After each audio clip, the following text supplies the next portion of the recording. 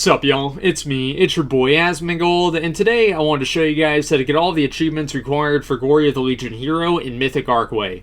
Now, the first achievement we're going to be looking at here is called Clean House, and it's from Corstalax. Basically, what you have to do is throughout the fight, Corstalax is going to summon pools of Nightwell energy. Make sure you soak every single pool, don't let any expire, and that's how you get the achievement. Do not confuse the pools of Nightwell energy with the swirlies that you have to avoid through Suppression Protocol.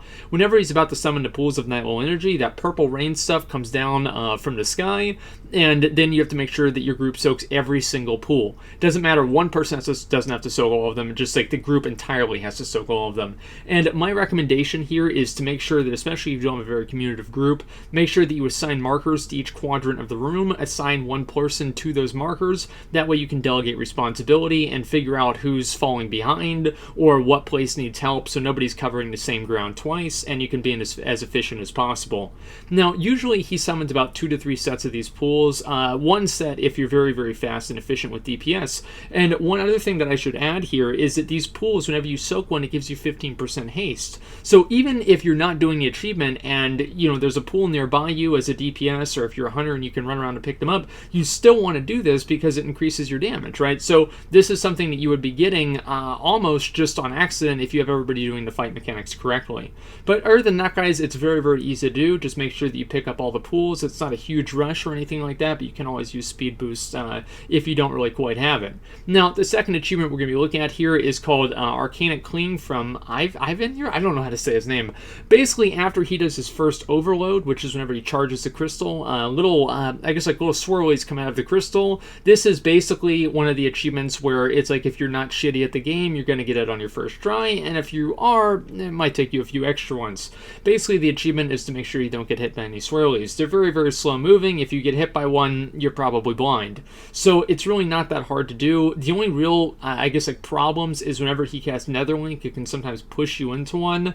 But to be honest, it's really not that big of a deal. I've never done this achievement before and not had everybody in group get it. As you can see, he just went to overcharge the mana, and it doesn't matter if you interrupt him super fast, he's still going to cast it. My recommendation is just pop all cooldowns at the beginning so you don't have to worry about the Arcanic Cling, and just burn them down as fast as possible, so by the time it comes up, you're spending as little time as possible in the phase whenever people can potentially fail the achievement. It's all about kind of minimizing risk. So anyway, guys, as you can see right here, there's one of them that's kind of coming towards me, and I jumped just a little bit farther off, even though it messes up the Netherlink a little bit, just to be safe to make sure that I got the achievement. And as you can see here, it's really not very hard to do. The orbs move very, very slowly, even with, and we did this on the first day that Court of Stars and Arcway were even available.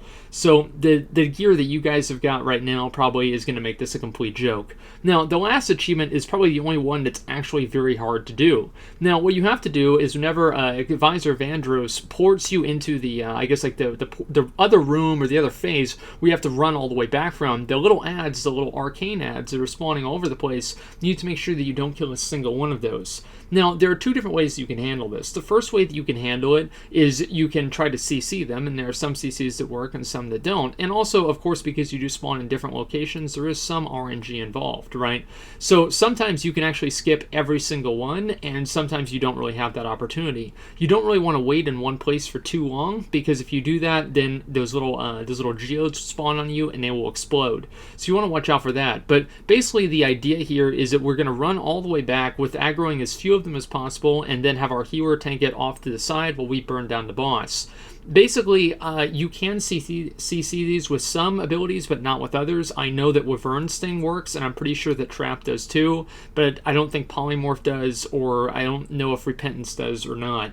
But the point that I'm really trying to make is that some CCs work, some CCs don't. If you're able to CC it, it makes it a whole lot easier.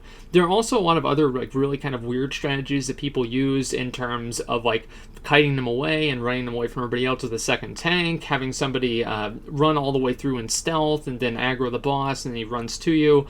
Personally, I would recommend just get your group together, make sure everybody's in the same place, that you always move together. All of these ads pat back and forth, and so if you have to wait a couple of seconds, the only thing that you want to watch out for is whenever you're waiting that you're not standing on top of a geode that's about to explode. The geodes pulse, as you guys can see, and so if that is going to happen, you need to make sure that obviously you move away from them. The timers race have very, very minimal HP, and they also do an AoE, so if you are going to tank them, make sure that they're farther away from the group so the AoE doesn't hit the group. Other than that, guys, it's really not that hard to do. There are other strategies for doing this, and I know different things work for different people. So if you guys have another strategy that's worked for you on this achievement, I know a lot of people have trouble with this, so I'd be curious to hear what you guys did as well. But anyway, guys, that's pretty much all I got. These achievements were really easy to do. We pretty much did them on the first day of the dungeon coming out, so I wouldn't really suspect you guys would have any trouble with it. Anyway, guys, thank you guys very much for watching, and I'll see you next time.